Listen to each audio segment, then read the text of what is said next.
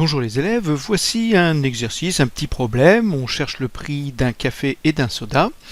Vous avez des informations qui vous sont données, vous lisez avec beaucoup d'attention l'énoncé, vous prenez un brouillon, vous notez les informations que vous avez, vous traduisez ça par une équation mathématique, puis vous résolvez cette équation pour donner les résultats. On se retrouve quand vous aurez fait tout ça pour la correction. Trois amis passent une commande dans un café.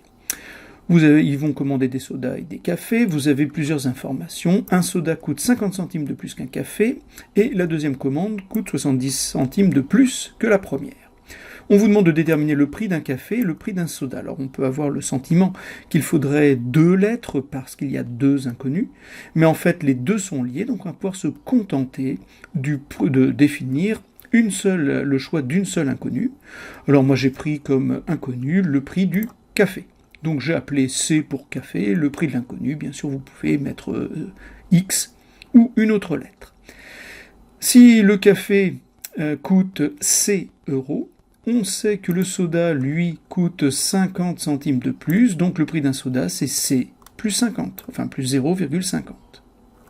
Maintenant nous allons traduire le problème. On a commandé 2 cafés et un soda dans un premier temps et 3 cafés et un soda dans le deuxième temps, et on sait que l'écart est de 70 centimes d'euros. Alors traduisons d'abord le 3 cafés et un soda. 3 cafés, donc le prix ça va être 3 fois C. Un soda, on sait que c'est C plus 0,50, ici.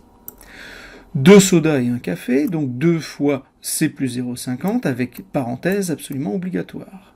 Plus C, puisqu'on a rajouté un café à la première commande. Et j'ai rajouté 0,70 centimes, puisque nous savons que la deuxième commande, qui est donc à gauche, c'est la première commande, plus 70 centimes.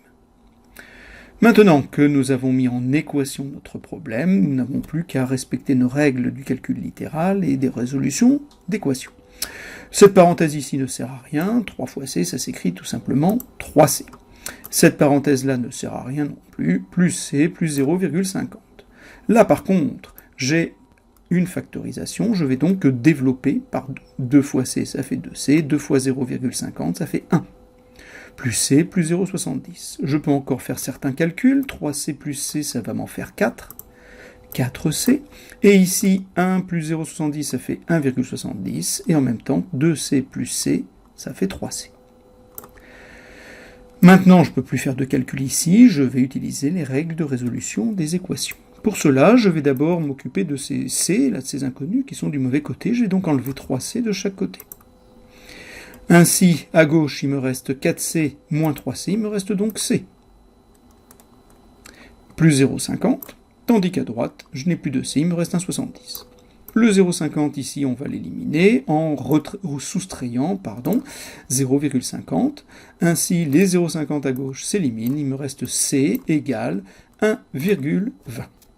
C, rappelez-vous, c'était le prix d'un café.